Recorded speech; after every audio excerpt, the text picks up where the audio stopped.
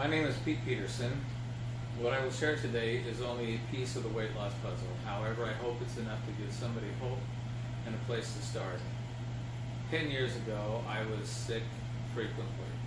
I had major depression, I had sleep apnea, brain fog, I had high blood pressure, I was hospitalized twice for an irregular heartbeat, I had diabetes, fatty liver, and neuropathy. I was scared to death of Alzheimer's, something that runs in my family and is sometimes called type 3 diabetes.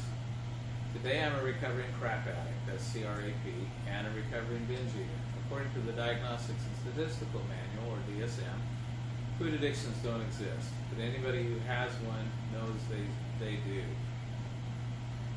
At my heaviest, I weighed close to 300 pounds. I kept a belt to remind me how big I was. This is it, and I'm right here now. And I don't usually wear this belt, but I put a notch in to just see where I was. Since that time, I lost about 115 pounds. I did that without weight loss surgery and without diet medication. Over the past 6+ years, my blood glucose levels, or A1C, have been between 4.8 and 5.2. That's near perfect. I'm not trying to brag, I just want to give somebody out there hope. I'm now off medication for diabetes, and I volunteer as a lifestyle coach for the National Diabetes Prevention Program. Well, not the whole story. Destructive food cravings come from 4 primary sources. Number 1 is food insecurity. I am not talking about not getting enough food to eat. I am talking about not getting enough of the essential nutrients. As long as your mind and body do not get all the nutrients they need, you will be food insecure. As long as you are food insecure, you will crave food. Even if you were to eat a gallon of macaroni and cheese every day, even if you were to eat 2 gallons of macaroni and cheese every day, if that's all you ate, you would be food insecure. I actually had a college roommate who tried that. Maybe not 2 gallons, but he tried living off of macaroni and cheese. He became very sick and ended up having to have vitamin shots to regain his health. He was actually lucky. It could have been much worse, and for some it is. Some of you may be on a similar path.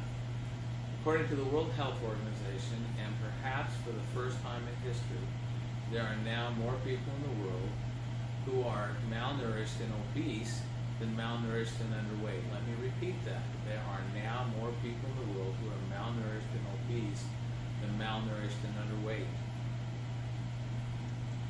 Some believe it's too expensive to eat healthy. That's a myth for most. It's actually cheaper to eat healthy and be healthy, even on food stamps, if you know how. Many can even eat more than they usually eat and still lose weight if they eat the right foods. The best solution is to eat a well-balanced, healthy diet every single day. Number 2 is crap. If you eat crap, you will crave crap, period.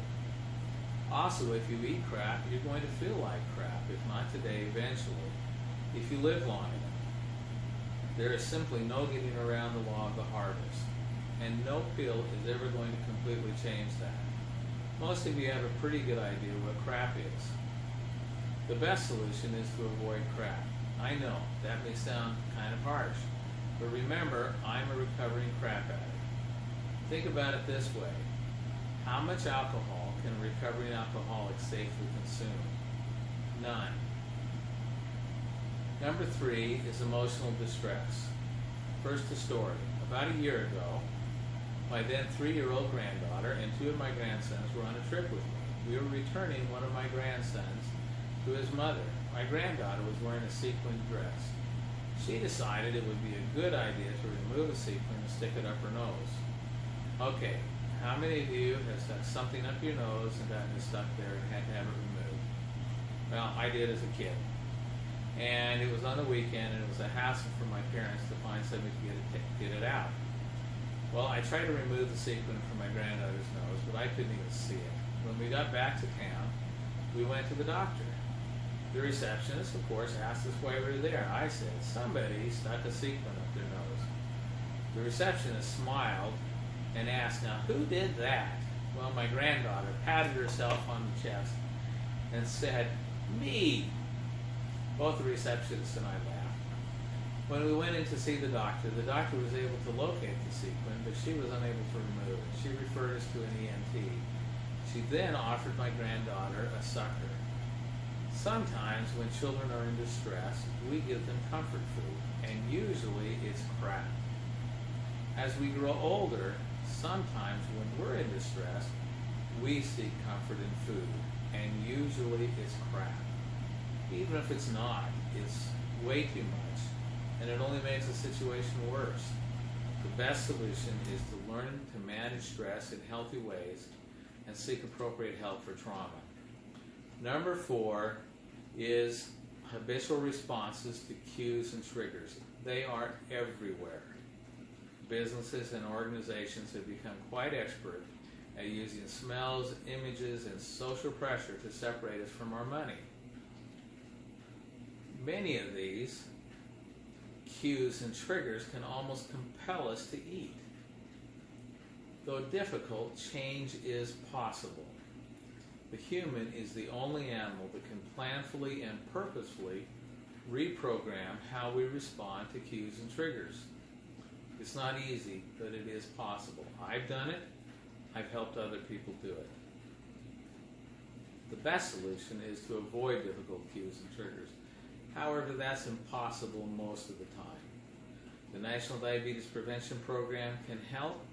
Other programs and resources can also help.